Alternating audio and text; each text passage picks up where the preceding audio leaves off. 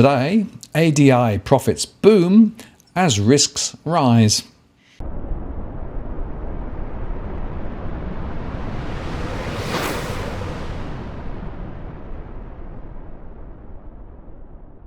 Hello again, it's Martin North from Digital Finance Analytics, where that is post covering finance and broad news with a distinctively Australian flavour. Well, APRA has released the quarterly statistics from the ADIs, relating both to the overall performance of their businesses and also their exposures to real estate.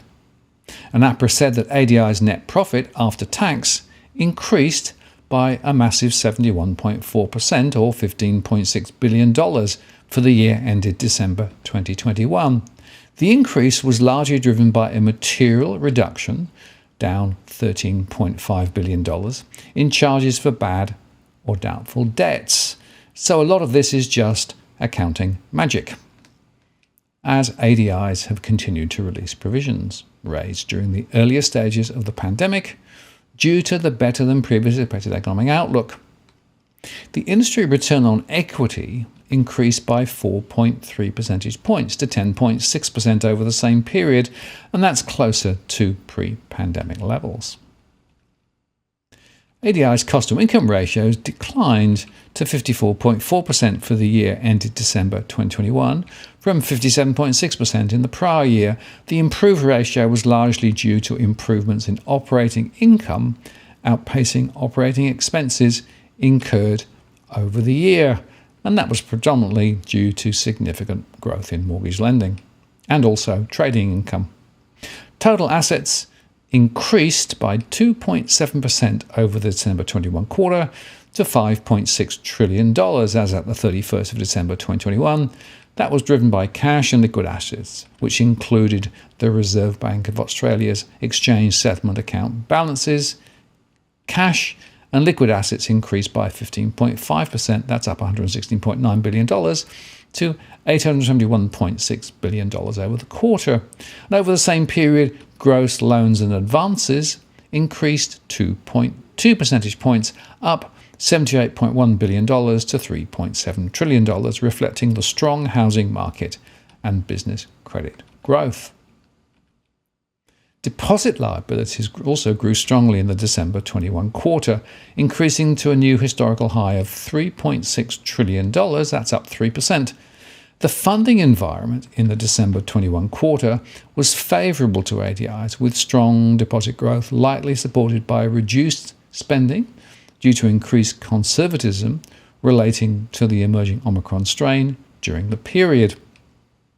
And total capital and common equity Tier 1, the CET1 capital ratio, decreased slightly in the December 21 quarter to 17.9% and 12.2% respectively. The movement was driven by a combination of ADIs returning capital in the form of share buybacks, aided and abetted by the RBA's very cheap money passed on to the banks, and also increases in risk-weighted assets over the quarter.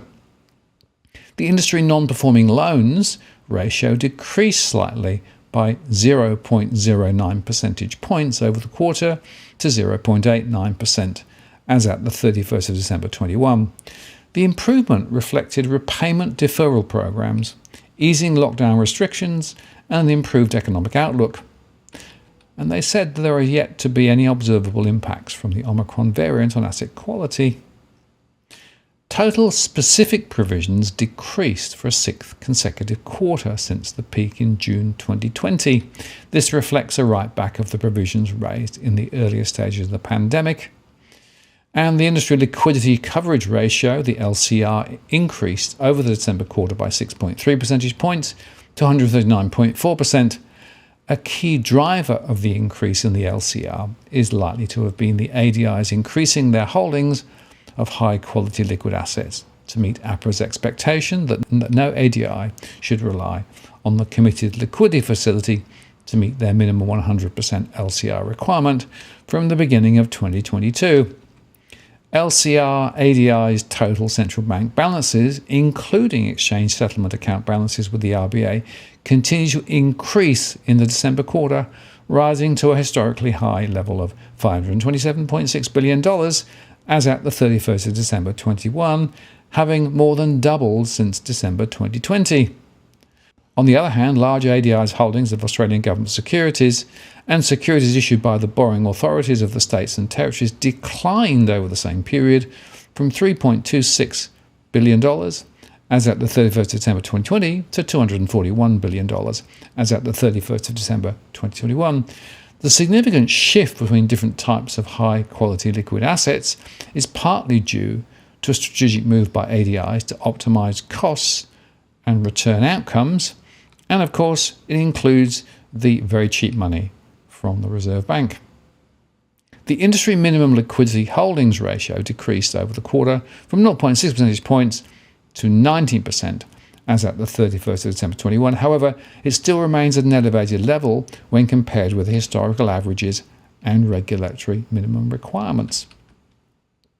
On a consolidated group basis, there were 143 ADIs operating in Australia as at the 31st of December 21, with one new ADI licence granted and one ADI licence revoked.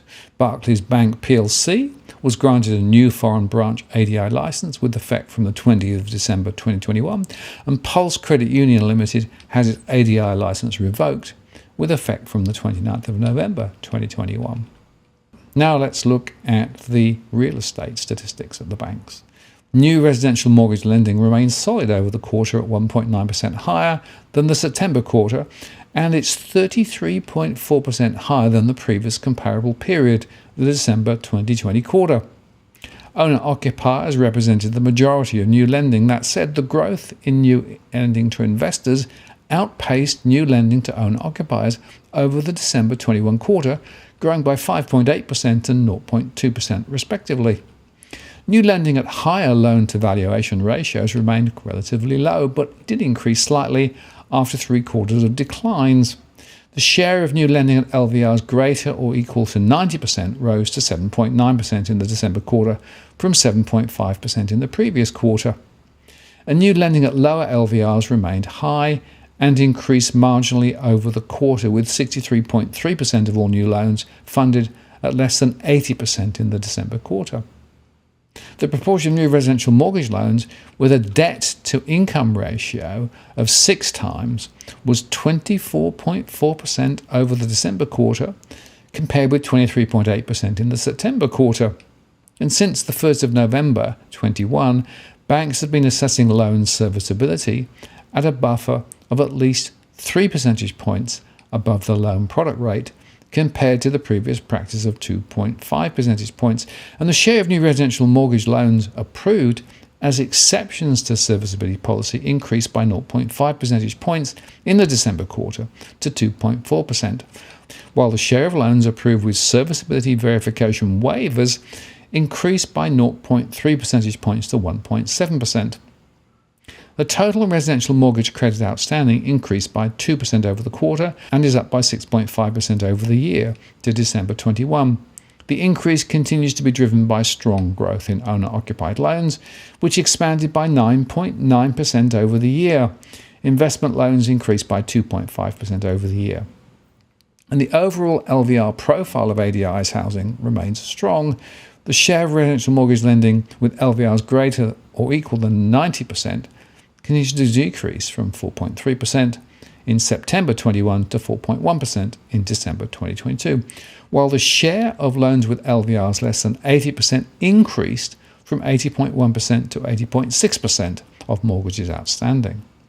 The interest-only share of outstanding loans continues to trend downwards to 11.7% in the December quarter from 12.3% in the September quarter. Despite the Omicron outbreak, asset quality in residential mortgage lending remained relatively strong as at December 2021. The non-performing loan ratio decreased notably over the December 21 quarter from 0.91% as at September to 0.82% as at December, reaching a new low since the commencement of this series in March 2019. The non-performing residential mortgage loan ratios for March 2019, June 2019 and September 2019 were 0.87%, 0.93% and 0.92% respectively. This trend applied to both owner-occupied and investment loans over the period, with the owner-occupied ratio decreasing from 0.87% to 0.79% and investor ratios from 0.94% to 0.85%. The positive asset quality trend reflects increased repayment buffers and offset account balances that in turn are driven by the low interest rate environment and government support measures. The second round of concessional capital treatment on eligible repayment deferrals offered by ADIs also provided for small proportions of loans impacted by the pandemic. Some uncertainty though remains in terms of the impact of the more recent Omicron outbreak. New non-performing loans for housing decreased from $3.3 billion in the December quarter to $2.8 billion in the December quarter. And new non-performing loans as a proportion of credit outstanding remains at very low levels, decreasing from 0.17% in the September quarter to 0.14% in the December quarter. And loans that are between 30 and 89 days past due but not impaired, which can be viewed as a leading indicator of loans that may become non-performing later, totaled $8.4 billion as at December 2021, and that represents an 8.1% decrease over the quarter. Overall, these loans remain low on a relative basis at 0.4% of total residential mortgage loans outstanding and below pre-pandemic levels. And the value of funds in offset accounts continue to increase, rising by 4.4% over the quarter and reaching historical highs of $231.7 billion as at December 21. Growth in these accounts is supported by low interest rates, reduced consumer spending, and government support payments associated with the pandemic. The weighted average variable interest rate on new loans decreased slightly by 0.1 percentage points to 2.6% over the December quarter. However, the weighted average interest rate applied by ADIs in serviceability assessments increased by 0.2 percentage points to 5.6% over the December quarter. This is mainly driven by increase to ADI's serviceability assessment rate buffer from the 1st of November 21 in response to APRA's October 21 letter to ADIs, noting that this was only in effect for part of the quarter. And finally, ADI's commercial real estate lending growth continued to be strong, with commercial property limits increasing by 3.1% over the quarter and by 9.3% over the year to December 2021, with total limits reaching $392.6 billion as at the 31st of December 2021. Lending growth in land developments and subdivisions and industrial sectors were the strongest over the quarter, rising by 8.7% and 7.8% respectively. The commercial property impairment rate, that's the impaired asset to exposures, decreased from 0.2% to 0.1% over the quarter, reaching a 16-year low.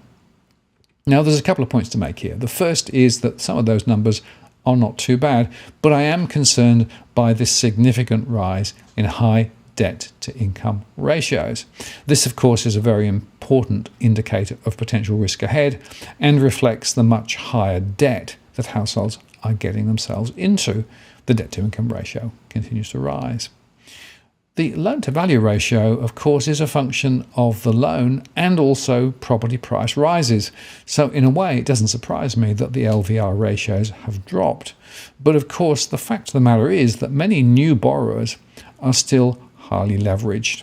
And finally, we should just talk again about the fact that the banks were able to release significant provisions to improve their profitability, while some of their other ratios went the other way. The question, of course, is to what extent will banks be able to continue to release provisions? I suspect probably not. And we know that margin compression is underway as the costs of funds are rising, and we've already seen some of that translate into higher fixed rate loans ahead.